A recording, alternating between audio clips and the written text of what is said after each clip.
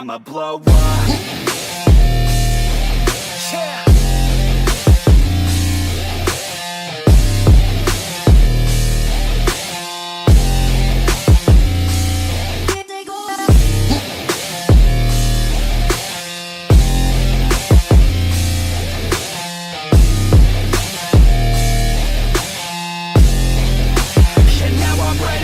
Hello viewers, so welcome to the platform of Baba Gang.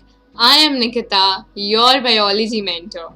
So guys, we are starting with our new chapter, a very beautiful chapter, life processes. I know you would be like, beautiful? Seriously? Yes, I know it's a very lengthy chapter, लेकिन इसका weightage बहुत ज़्यादा है and you know that बहुत important chapter है ये. तो basically ये चैप्टर किस चीज़ से डील करता है मैं आपको वो बता देती हूँ. तो as the name suggest life processes या एज द नेम सजेस्ट तो जो भी एक्टिविटीज फंक्शंस प्रोसेसेस हमारी बॉडी में हो रहे हैं इस चैप्टर में उस पूरे फंक्शंस का सारे एक्टिविटीज का छोटा छोटा डिटेल जस्ट इन ब्रीफ दिया हुआ है. हर चीज़ छोटा है, बहुत ही लाइक कंसाइज वे में बताया है, लेकिन जितना कंटेंट इन्होंने बताया है थोड़ा डीप है आपके हिसाब से, तो वो सब चीज़ इम्पोर्टेंट है. ठीक है, वाई? बिकॉज ये जो चैप्टर है ये आपका 11th एंड 12th का बेसिक फॉर्म करेगा if you are going to take biology. And अगर नहीं भी ले रहे हो तब भी आपको ये चैप्टर तो पढ़ना ही है. एंड गाइज 10th में हो तो बहुत कम सिलेबस है, just make use of it because 11th and 12th is very vast. ठीक है, तो अभी बहुत कम सिलेबस है, अच्छे से पढ़ लो, अच्छा स्कोर कर लेना, एक रहेगा कि हाँ चलो अच्छा स्कोर किया है. 11th 12th बहुत वास्ट है. ठीक है, तो मैं डरा नहीं रही हूँ, I am just telling you like easy है 10th, तो अच्छे से करना. तो let us start with a chapter guys. हम देखते हैं कि ये जो पूरा इंट्रोडक्शन है उसमें क्या दिया हुआ है. ठीक है, तो यहाँ पे बेसिकली दिया है कि अगर कोई इंसान चिल्ला रहा है, जिस तरीके से आप क्लास में चिल्लाते हैं उस तरीके से चिल्ला रहे हैं और कोई आ गया, तो अगर कोई इस इंसान से पूछेगा कि क्या लगता है ये लिविंग है या नॉन लिविंग, तो क्या लगता है वो क्या बोलेगा? ऑफ कोर्स बोलेगा नो डाउट लिविंग ऑर्गेनिज्म है भाई, है ना. और अगर डॉग रनिंग, ऑफ कोर्स कुत्ता भाग रहा है. And a cow is chewing कड, कड मतलब घास फूस. And a man is shouting loudly on a street. Very bad example. तो ये सब एक्टिविटीज देखकर हमें क्या लगता है? तो एक ऑर्गेनिज्म लिविंग है, हम यही बोलेंगे. लेकिन क्या प्लांट्स भी ऐसे एक्टिविटीज करते हैं? लेकिन हम उन्हें लिविंग मानते हैं ना. तो सपोज करो, जस्ट इमेजिन प्लांट भी चिल्ला रहा है, वाओ कितना मस्त है ना. लेकिन प्लांट्स को हम तब भी लिविंग मानते हैं जब भी ऐसा कुछ नहीं होता. तो कैसे मानते हैं, किस बेसिस पे मानते हैं? तो बहुत सारे बच्चे बोलेंगे कि जब एक प्लांट हरा भरा हो तो वो लिविंग होता है, जब उसकी ग्रीन पिगमेंट ब्राउन में कन्वर्ट हो जाए, वो सूख जाता है, तब वो मर जाता है ना. बहुत सारे ऐसा बोलेंगे, तो ठीक है, ये बात सही है, वेरी ट्रू.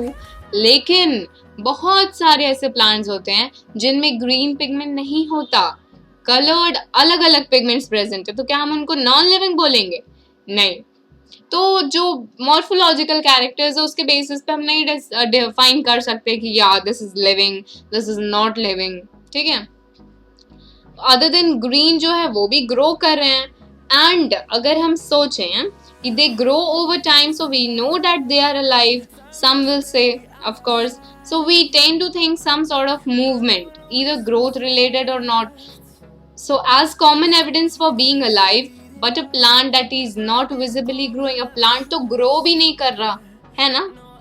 तो अगर आप बोलेंगे कि growth या फिर movement एक लिविंग ऑर्गेनिज्म की कैरेक्टरिस्टिक है, तो प्लांट्स में तो दोनों ही डायरेक्टली नहीं दिखेगा. ग्रो होता है ठीक है, लेकिन उसके लिए आपको कितना टाइम देना पड़ेगा उस प्लांट को ऑब्जर्वेशन करने के लिए, और मूवमेंट वो शो नहीं करता है. तो वही यहाँ पे बोला है कि मूवमेंट, कोई भी विजिबल मूवमेंट अगर है तो वो एक डिफाइनिंग कैरेक्टर नहीं है. ठीक है, क्योंकि बहुत सारे ऐसे ऑर्गेनिज्म हैं जो बिल्कुल मूवमेंट नहीं शो करते.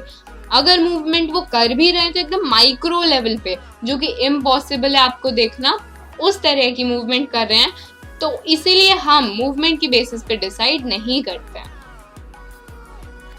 अब एग्जाम्पल में दिया है वायरसेस, बहुत इंपॉर्टेंट एग्जाम्पल है, जो कि मॉलिक्यूलर मूवमेंट भी नहीं शो करता, लेकिन फिर भी इसको लिविंग और नॉन लिविंग के आज भी कंट्रोवर्सी में रखा गया है। आज भी यही डाउट है सबको कि लिविंग है या नॉन लिविंग।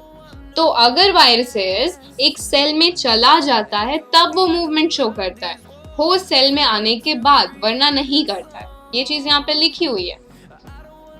अब बात करते हैं, अगर हम वेल ऑर्गेनाइज स्ट्रक्चर्स की बात करें, 9th स्टैंडर्ड में आपने सेल की चैप्टर पढ़ी होगी, उसमें सेल, उनके फंक्शन, उनके ऑर्गेनल्स पढ़े होंगे।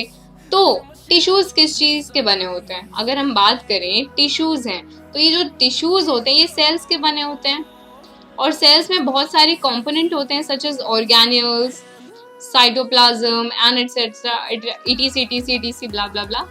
ठीक है, तो बेसिकली ये बोला गया है कि अगर हमें फंक्शन करना है, अगर हमें एक लिविंग ऑर्गेनिज्म की तरह रहना है, तो हमारी बॉडी में लाइफ प्रोसेसेस होने चाहिए।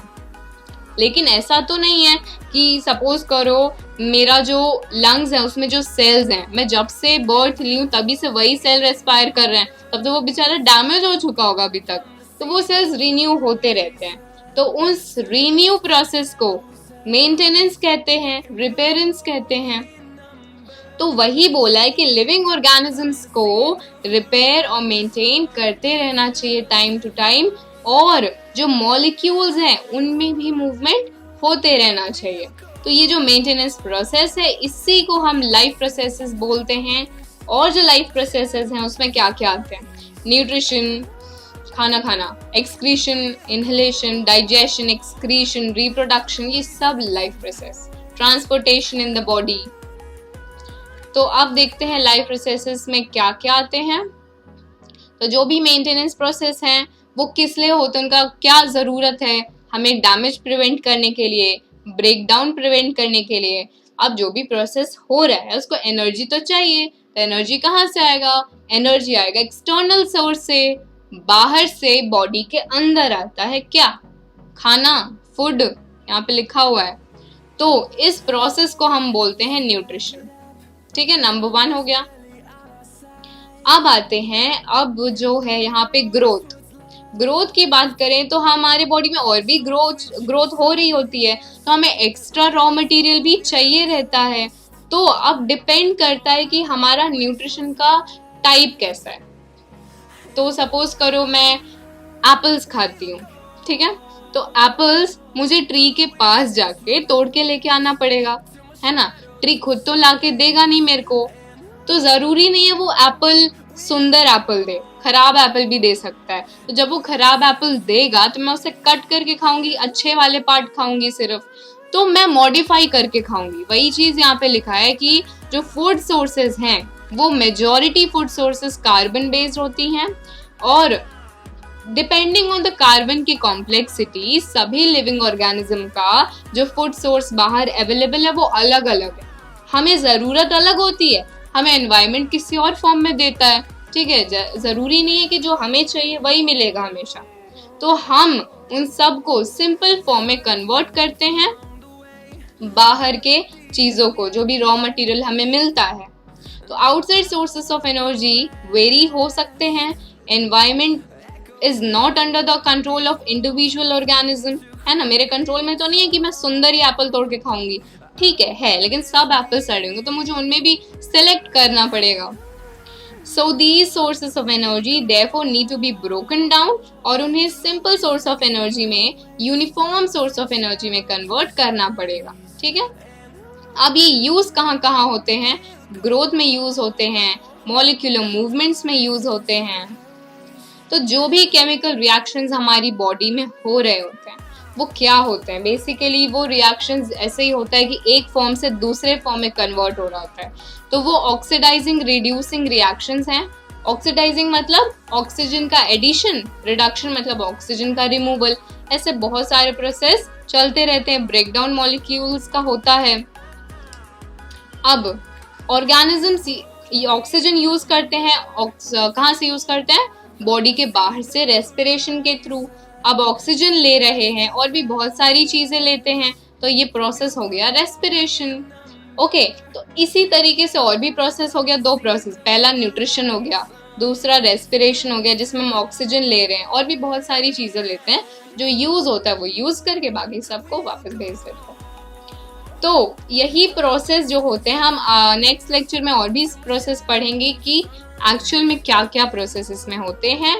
तो आपको एक आइडिया लग गया होगा कि हाँ ठीक है, लाइफ प्रोसेस में हम क्या पढ़ने वाले हैं, सारे बॉडी के फंक्शंस पढ़ेंगे, बस यही चीज़ है। एंड आई होप आपको पूरा लेक्चर समझ आया होगा and enjoy the lecture. Thank you for watching my lecture. Have a great day.